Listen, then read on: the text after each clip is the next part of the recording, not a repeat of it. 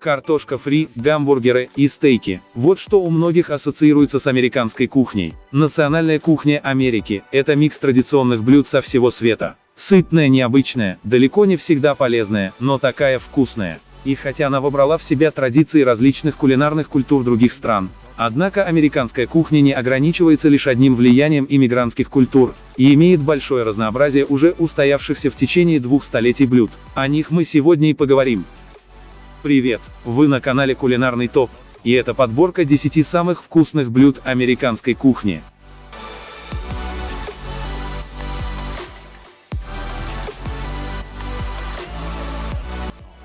Номер 10. Рубен. Этот всеми любимый американский горячий сэндвич родился в начале 20 века на одной из улиц нью-йоркского Манхэттена. Состоит он из ржаного хлеба, солонины, квашеной капусты, швейцарского сыра, а также русской заправки. No, God! No, God, please, no! No! А вот здесь давайте поподробнее. Несмотря на свое название, эта заправка не имеет никаких русских корней и является полностью американским изобретением. И никто даже понятия не имеет, по какой причине эта заправка получила такое пугающее для американцев название. Русская заправка состоит из майонеза и кетчупа, и часто дополняется мелконарезанным луком, вустерским соусом и соусом табаско. Как и у большинства популярных блюд, у Рубена также есть множество вариаций в разных штатах Америки. Такой небрежный, но невероятно пикантный и очень сытный, Рубен остается одним из самых востребованных перекусов в Нью-Йорке. Номер 9. Яблочный пирог и печенье с шоколадной крошкой.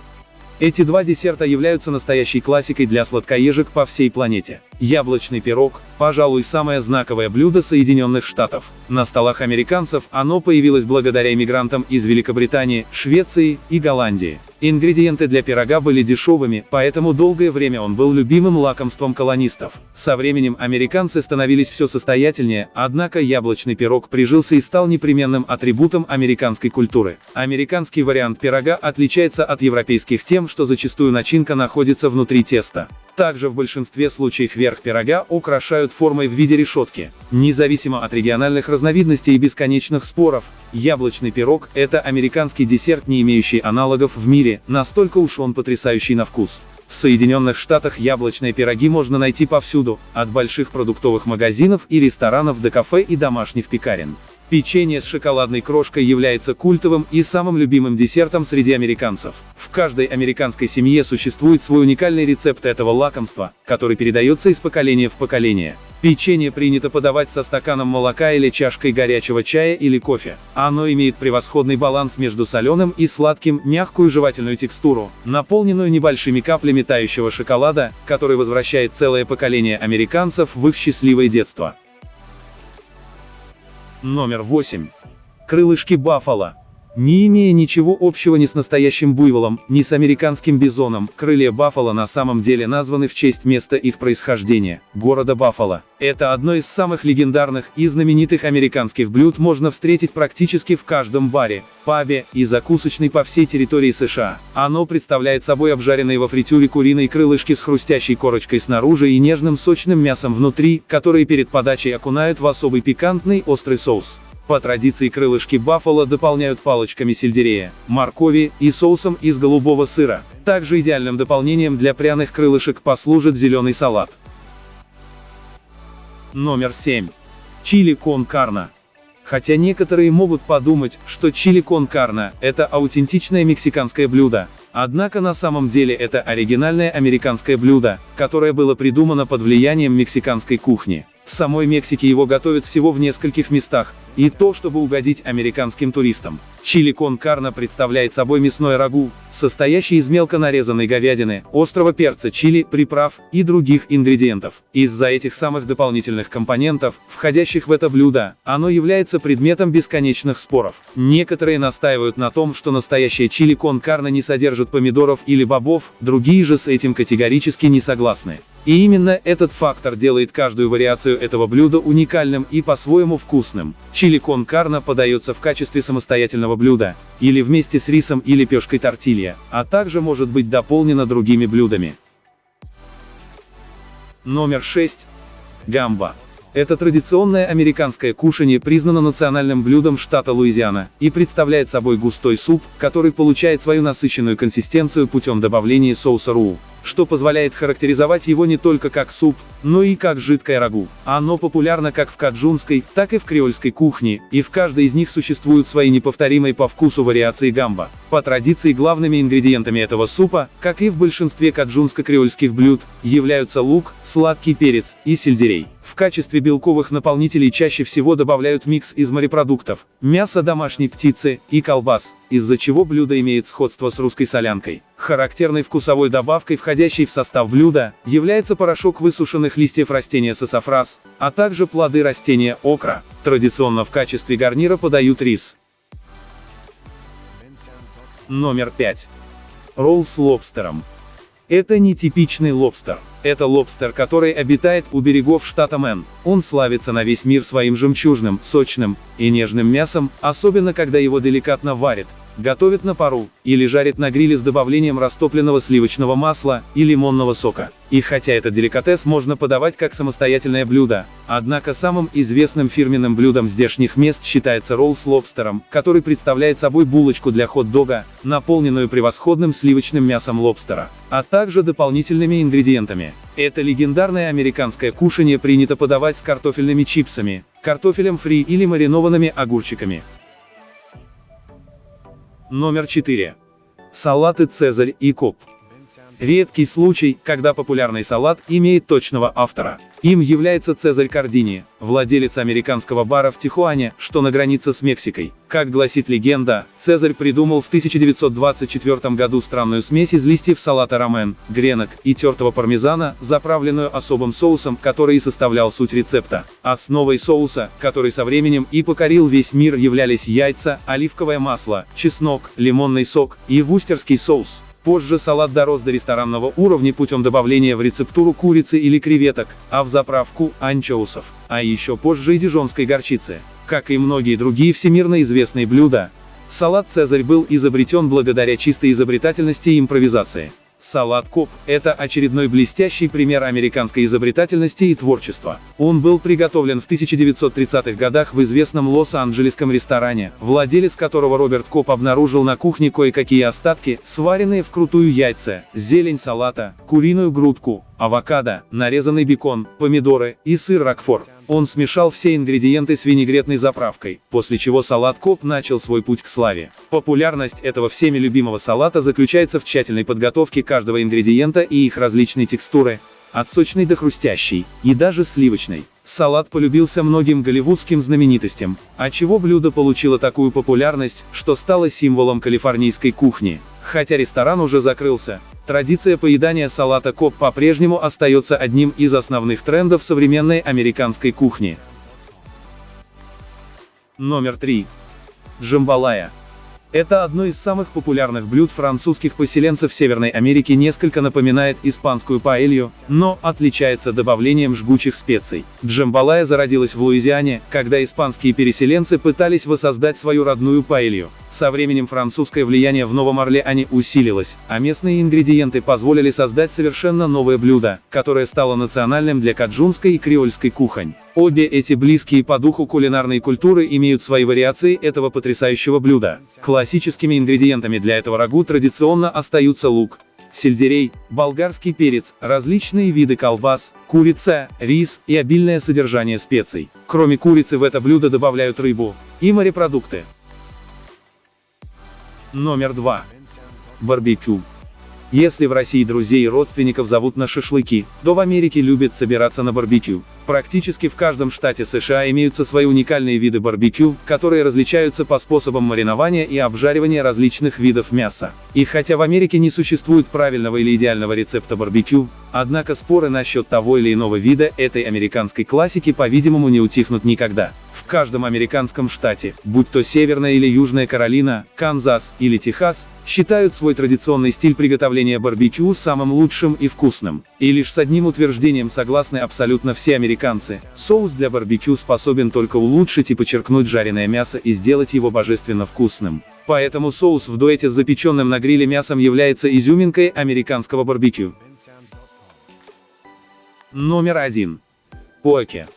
Это традиционное гавайское блюдо, которое готовится из небольших кусочков свежей рыбы или морепродуктов в сочетании с мелко нарезанными овощами, зеленью, приправами и соусами. В течение последних нескольких лет поке обрел невероятную популярность по всей планете и стал главным трендом в кулинарном мире. Хотя в традиционном поке используется либо тунец, либо осьминог, однако в наши дни вариации этого блюда безграничны, включая поке с лососем, мидиями, крабовым мясом или устрицами, а также вегетарианские версии с нарезанными кубиками авокадо, различными овощами и фруктами. Поке обычно употребляют отдельно в качестве закуски или с приготовленным на пару белым рисом для полноценного приема пищи. Если вы уже наслышаны об этом блюде, но ни разу его не пробовали, самое время сделать это. А какое ваше самое любимое блюдо американской кухни? Традиционная русская кухня многие века являлась неотъемлемой частью культуры русского народа. Она была поистине многогранной, разнообразной и вкусной, перед тем, как на долгие десятилетия погрузиться в мрак своего забвения. В наше время русская кулинарная культура переживает этап своего возрождения, о чем свидетельствует повышенный к ней интерес среди гурманов и поваров со всего мира. Блюда и рецепты русской кухни сильно разнятся в зависимости от конкретного региона. Например, кухня русского севера очень отличается от кухни Поволжья, а сибирская от московской. Но тем не менее существуют блюда, которые полюбились по всей территории современной России. И о 10 самых вкусных мы вам сегодня расскажем.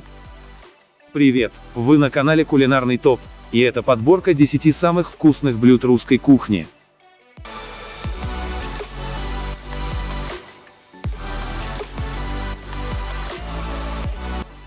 Номер 10. Телятина по-орловски.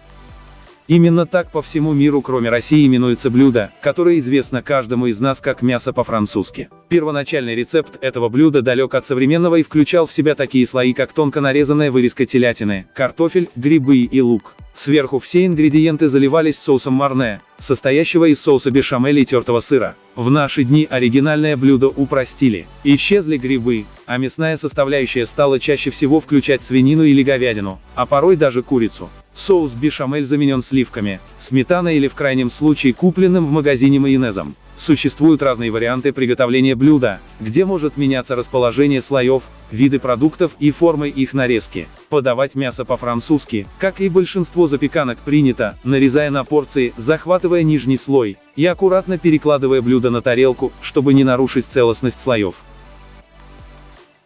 Номер 9. Салат оливье. Одно из самых узнаваемых блюд русской кухни, обязательный атрибут любого праздничного события, а также главный символ новогоднего стола. Оригинальный вариант салата был придуман еще в 1860-х годах, но со временем рецепт подвергся значительным изменениям. Современный вариант салата включает в себя мясной компонент, отварные картофель, морковь и яйца, а также соленые огурцы, консервированный горошек и майонез. И если вы полагаете, что оливье популярен лишь в России и странах постсоветского пространства, то, вероятно, будете удивлены узнать, что этот салат знаменит во всем мире и известен под названием русский салат. Его готовят по всей Юго-Восточной, Центральной, Южной и даже Северной Европе, в таких странах Азии, как Турция, Иран, Индия и Пакистан, а также по всей Латинской Америке, особенно в Аргентине, где салат оливье принято подавать в качестве гарнира к жареному мясу. У нас на канале есть отдельный ролик о том, как салат оливье готовят в разных странах мира. Номер 8. Блины. Вопреки мнений многих иностранцев, полагающих, что русские блины всегда наполнены черной или красной икрой, или на худой конец копченым мясом лососевых, жители России вряд ли довольствуются такими деликатесами. Но это не отменяет того факта, что традиционные русские блинчики являются превосходным перекусом для начала нового дня. Тесто для традиционных русских блинов, именно традиционных, а не современных, включает в себя муку, яйца, молоко, дрожжи, сахар и щепотку соли. Русские блинчики подают с вареньем, медом, сгущенным молоком, сметаной, йогуртом и другими дополнениями. И хотя русские блинчики намного тоньше панкейков, однако они уж точно не менее вкусные. И в отличие от своих заокеанских коллег, русские блинчики можно фаршировать различными начинками, мясными, овощными, фруктовыми и грибными, а также творогом. Номер 7. Пельмени. Но разве можно представить себе русскую кухню без пельменей? И хотя это повседневное и популярное по всей территории России блюдо берет свое начало с Урала и Сибири. Однако в наши дни у каждого российского региона сформировалась своя собственная пельменная философия. В каждом российском регионе существуют свои варианты начинки, и не только мясные. Готовят это блюдо и с рыбой, и с грибами, и с картошкой, и даже с рисом. Пельмени подают практически в каждом ресторане русской кухни по всему миру, а также во многих русских домах, где в каждой семье есть свой рецепт этого блюда, который вот уже 600 лет неизменно украшает столы российского народа. По традиции пельмени подают как с бульоном, так и без него, но обязательно со сметаной. Номер 6. Бифстроганов.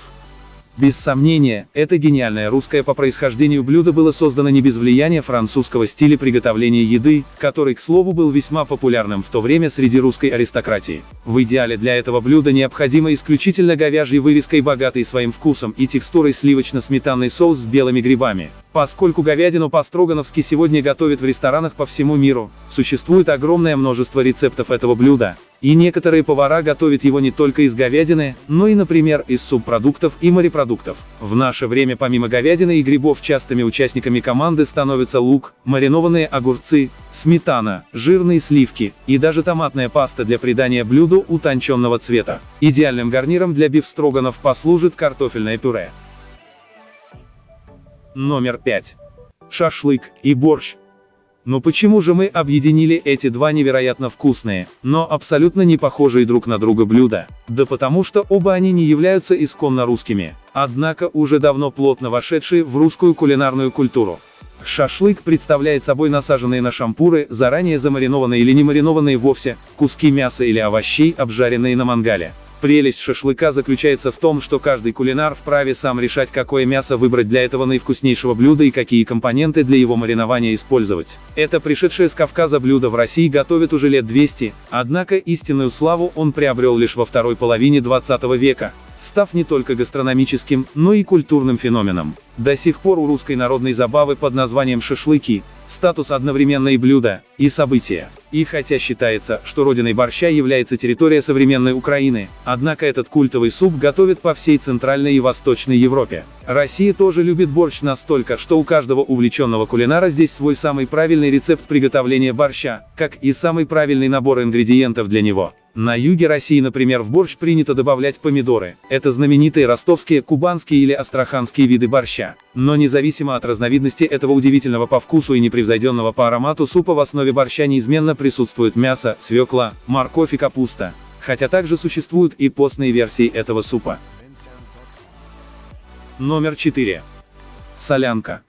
Ни окрошка, ни щи, ни рассольник, ни уха, ни любой другой исконно русский суп не сможет конкурировать с ярчайшей палитрой вкусов и ароматов солянки. Недаром ведь среди иностранных туристов существует шутливое гастрономическое правило: чтобы в России не умереть с голоду, достаточно знать лишь одно слово – солянка. Этот традиционный русский суп, получивший признание во всем мире, готовят из нескольких видов мяса, включая говядину, солонину, копченые мясные и колбасные изделия, что и придает солянке особый изумительно пикантный вкус. Также солянка не обходится и без овощей, корнеплодов, соленых огурцов, томатов и зелени. Помимо основного вида существует еще два варианта этого русского супа – рыбная солянка и грибная. Оливки, долька лимона и сметана играют важную роль в формировании неповторимого вкуса этого потрясающего блюда. Номер 3. Гурьевская каша. Нет более русского блюда, чем каша, рецептов которой по всей Руси и современной России насчитывается без преувеличения не одна сотня. Но вот гурьевская каша – это настоящая легенда русской кухни. Конечно, чтобы она получилась такой, как у наших предков, нужна настоящая печка, однако и банальной духовкой тоже можно обойтись. Гурьевская каша представляет собой сладкую манную кашу на молоке и сливках с добавлением варенья, меда, орехов, сухофруктов, цукатов и пряностей. В отличие от более типичных разновидностей каши, гурьевскую кашу не просто готовят на молоке, вместо этого молоко или сливки запекают в духовке, а образующуюся сверху корку удаляют и используют для разделения слоев манной крупы. Традиционно между молочной корочкой и манной начинкой собираются слои орехов, фруктов или джемов. Перед подачей блюда обычно посыпают сахаром и запекают до образования хрустящей корочки. Номер 2. Икра. Красная и черная икра является, пожалуй, визитной карточкой русской кухни, причем до 19 века икра была обыденным продуктом, хотя и считалась королевой деликатесов. Ее подавали к царскому столу и преподносили в качестве желанного подарка. Ею подчивали заморских гостей и баловали любимых женщин. Тем не менее, в наше время этот вкусный и полезный продукт для большинства жителей России является символом богатства и роскоши, и на столах россиян он появляется довольно редко. Самую вкусную красную икру получают из нерки, симы, кижуча, горбуши и киты. Самой же редкой красной икрой является икра чевыча или королевского лосося. Что касается черной икры, то белужья считается самой вкусной и ценной, и как следствие, самой дорогой. Также элитными видами черной икры является икра осетра и севрюги. У нас на канале есть отдельный ролик, посвященный различным видам икры. Номер 1. Пироги. Русская кухня немыслима без пирогов. Пирог в русской кухне имеет примерно такое же значение, как пицца у итальянцев. Подобно тому, как никто в мире не способен воссоздать настоящую пиццу лучше, чем это сделают итальянцы. Так и самые вкусные пироги во всем мире с незапамятных времен пекли именно на Руси. Здесь закрытые и открытые пироги пекут уже много веков, в основном из несладкого теста с различными начинками, от мясных и рыбных до фруктовых и творожных. Это блюдо всегда занимало важное место в русской культуре, поскольку к каждому событию делались свои пироги. На именины, крестины, свадьбу, на Масленицу, поминки и так далее. И хотя в русской кухне существует немыслимое количество разновидностей этого блюда, однако самыми популярными неизменно остаются кулебяки, курники и растягая. О русских пирогах в будущем мы сделаем отдельное видео. А какое ваше самое любимое блюдо русской кухни? Делитесь в комментариях своими мнениями по поводу сегодняшней подборки. Подписывайтесь на мой канал, чтобы не пропустить очередную порцию интересных подборок из мира кулинарии. А я прощаюсь с вами до следующего видео. Всем спасибо, всем пока.